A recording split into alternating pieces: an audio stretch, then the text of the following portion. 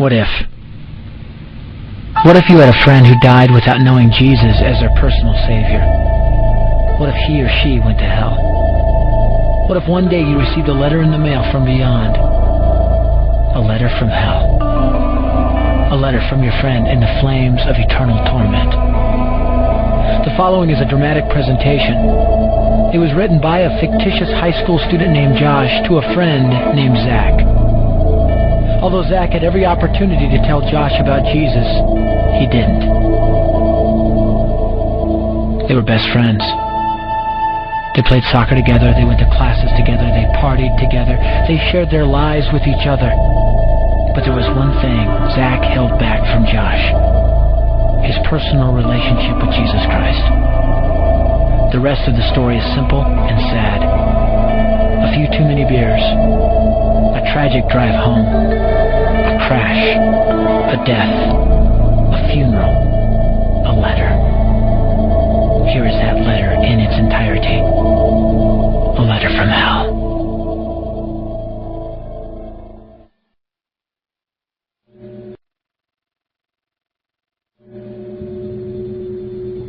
Dear Zach, I died today. It's a lot different than I expected. You see, I always thought dying would bring me into a world that's foggy and hazy. But this place is crystal clear. It's even more real than my life on Earth. I can think. I can talk. I can even feel. Right after the wreck, I could feel my spirit leaving my body. It was the weirdest thing, Zach. I thought I heard you screaming out to me, man. I must have been just imagining things. At first, I was just standing in line, getting registered, I guess. They asked me for my name, and began to look in this thing they called the Book of Life. I guess they couldn't find it, though, because this huge angel standing next to me grabbed me by the arm and started dragging me away. I was terrified. I had no idea what was going on. I asked the angel where he was taking me, but he didn't answer. So I asked him again.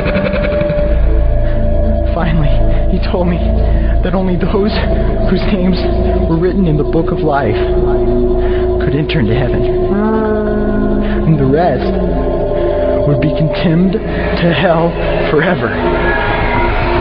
Man, I was scared. The angel threw me into some kind of holding cell, where I've been sitting and thinking for a long, long time. Do you want to know what I've been thinking about? I've been thinking about you. Zach, you're a Christian. You told me so yourself. I mean, we talked about it 3 different times today. Kelly brought it up, and you laughed it off. Coach Adams brought it up, and you changed the subject. I mean, it came up right before the wreck. Well, the question I can't get out of my mind is this, Zach. Why haven't you ever told me about how to become a Christian? I mean, you say you're my friend, but if you really were, you would have told me about this Jesus and told me how to escape this terrible place that I'm headed for. I can feel my heart pounding in my chest. The angels who have been chosen to cast me into hell are coming down the hallway.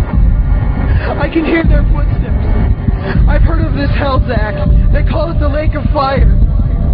I can't stand it, Zach. I'm terrified. No, the angels are at the door. Oh, no. No! They're coming in, and they're pointing at me. They're grabbing me and carrying me out of the room. I can already smell the burning sulfur and brimstone. I can see the edge of the cliff where hell burns. This is it. I am without hope. We're coming closer. Closer. Closer. My heart is bursting with fear. They're holding me over the flames. I'm damned forever. This is it. They have thrown me in. Fire. Pain. Hell. Why, Zach? Why didn't you ever tell me about Jesus?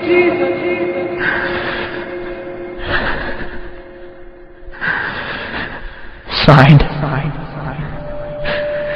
your friend, Josh. Your friend, Josh. P.S. Welcome. Wish you were here. Wish you were here. Wish you were here. Wish you were here. Wish you were here.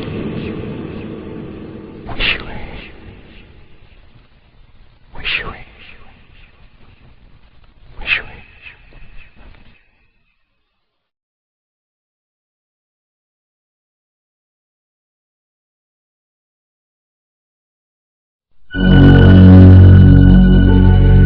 Don't bother me. Don't bother me with souls to save. I have my own agenda. There's school to do, sports to play, important stuff to attend to. Don't bother me with my friend at work. He's got his own religion. I don't have time to change his mind. He'll make his own decision. Don't bother me with that little girl, the girl playing in the street. She's much too young to understand that the Savior she can meet. Don't bother me with the sounds I hear, the sounds of people shrieking, although I wonder who they are. Who are these victims screaming? Don't bother me with who they are. I really don't want the blame. Because it's my friend at work and that little girl.